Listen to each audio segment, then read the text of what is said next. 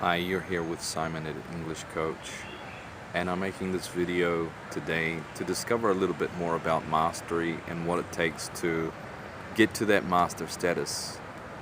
So far, I've accumulated 3 points, very valid points, based on some of Steven Kotler's work and some of the interpretations of other YouTubers who I follow and like.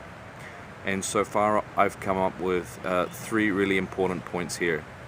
The first point is having someone on the inside or working in the field that you already want to work in, and they are there to either to help you or to guide you, and often they take the position of mentor in your life, and they help you understand that field better, and they help you get acquainted and comfortable in that field while you're still at that level where you're learning a lot every day.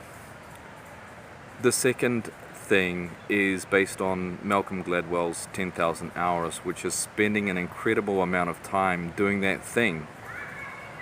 This is really quite valid as well. I think the time can generally vary a lot. It's not just 10,000 hours, but 10,000 hours is definitely a great average for something like this. And I do believe that this theory is pretty valid. Spending that amount of time for years doing something can actually have that kind of impact. The last one is saying no to gratification. Saying no to gratification is a big thing, especially in a world where people like to party every weekend. If you're like in your 20s and you have a really popular social life, probably you want to keep it going every weekend and have parties and give yourself all sorts of adventures and great times on the weekend, spending your money and experimenting and things like that. But they can really distract you or take you completely off that focus where you want to become a master. So the question is, how do people get into the flow, or how do people become masters at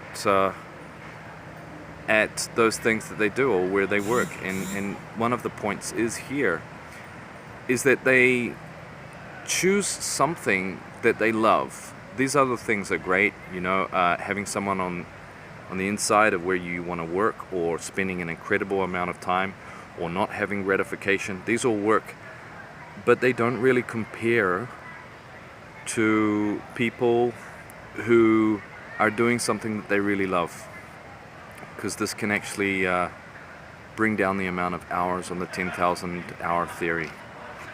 So they choose something they love, whether it is snowboarding, programming, or sculpting, or writing poetry. And these are generally things they really love to do. And so they get better at these things even faster than normal. They go really well at these things.